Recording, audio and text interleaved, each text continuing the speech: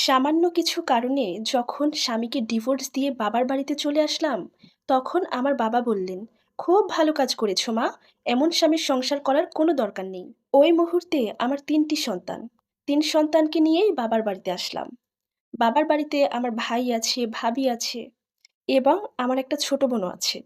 বাবার বাড়িতে যাওয়ার পরপর আমার পরিবারের সবাই আমার সাথে এবং আমার বাচ্চাদের সাথে খুব ভালো ব্যবহার করত। আমার বাচ্চাদেরকে খুব যত্ন করত, আদর করত। আমার বড় ভাই সেও আমার খুব খোঁজখবর নিত। আমি কেমন আছি, কি করতেছি, শরীর ভালো কিনা। যাই হোক, আস্তে, আস্তে সময় যত পেরোতে লাগলো, তাদের খারাপ চেহারাগুলো আস্তে, আস্তে আমার সামনে পরিষ্কার হতে থাকলো। আস্তে, আস্তে আমি লক্ষ্য করতে থাকলাম, দুপুরবেলা সবাই যখন একসাথে খেতে বসে, সবার প্লেটেই মাছ, মাংস এবং অনেক সবজি থাকে। কিন্তু আমার সন্তানদের ক্ষেত্রে তা না। ওদের প্লেটে তেমন কোনো তরকারি থাকে না। বিকেলবেলা দেখতাম পরিবারের সবাই কিছু না কিছু নাস্তা করত। কিন্তু আমার সন্তানদের বেলায় কিছুই জুটত না। আস্তে, আস্তে দেখতাম আমাদের রাতের খাবারটুকুও আর জুটে না। আস্তে, আস্তে আমরা এতটাই অসহায় হয়ে পড়লাম যে প্রায় রাতেই আমাদেরকে না খেয়ে ঘুমাতে হতো। আমার স্বামীর সাথে আমার প্রায় ঝামেলা হতো, ঝগড়া হতো, বনিবনা হতো না। কিন্তু তার সংসারে থাকতে অন্তত আমাদের কক্ষনোই খাবার কষ্ট করতে হয়নি। যখন স্বামীকে ডিভোর্স দিয়ে বাবার বাড়িতে এসে উঠলাম, আস্তে, আস্তে এখানে এসে আমার খাবার কষ্ট শুরু হতে লাগলো। পড়ার কষ্ট শুরু হতে লাগলো। আমি সবকিছু সহ্য করছি সন্তানদেরকে নিয়ে। এভাবে দেখতে, দেখতে ২ টা বছর পার হয়ে গেল। ২ টা ঈদ গেল।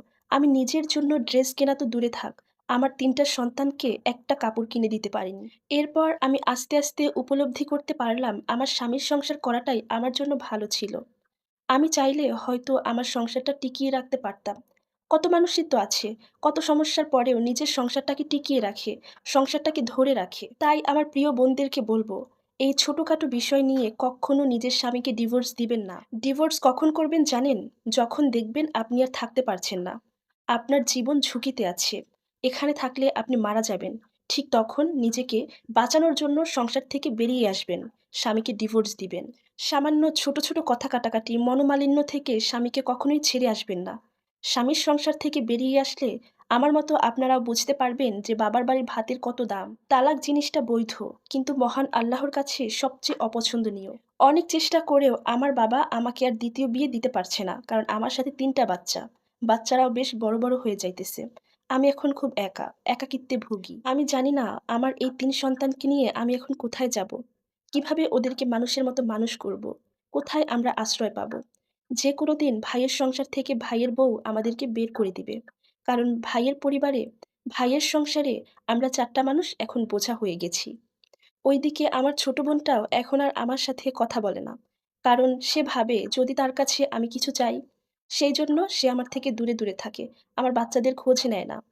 আমি আমার বাচ্চাদের ভবিষ্যৎটা নিশ্চিত করতে চাই। কিন্তু কি আর করার? ওদের জীবনটা খুবই অনিশ্চিত। আমি জানি না ওদেরকে কিভাবে একা মানুষ করব। তাই আমি সবাইকে বলতে চাই, সামান্য ঝগড়া ঝামেলা দিয়ে কক্ষনো স্বামীর সংসার থেকে বের হয়ে আসবেন না। কারণ স্বামীর সংসার থেকে বের হয়ে আসলে বাবার বাড়িতে ঠাঁই পাবেন ঠিকই, কিন্তু সময়ের সাথে, সাথে বাবার বাড়িটা আপনার জন্য নরকে পরিণত হবে। সো ভিউয়ার্স, এই সম্পূর্ণ স্টোরিটা একটা আপুর জীবন থেকে নেয়া, যার সাথে আমার বাস্তব জীবনের কোনো মিল নেই। ধন্যবাদ।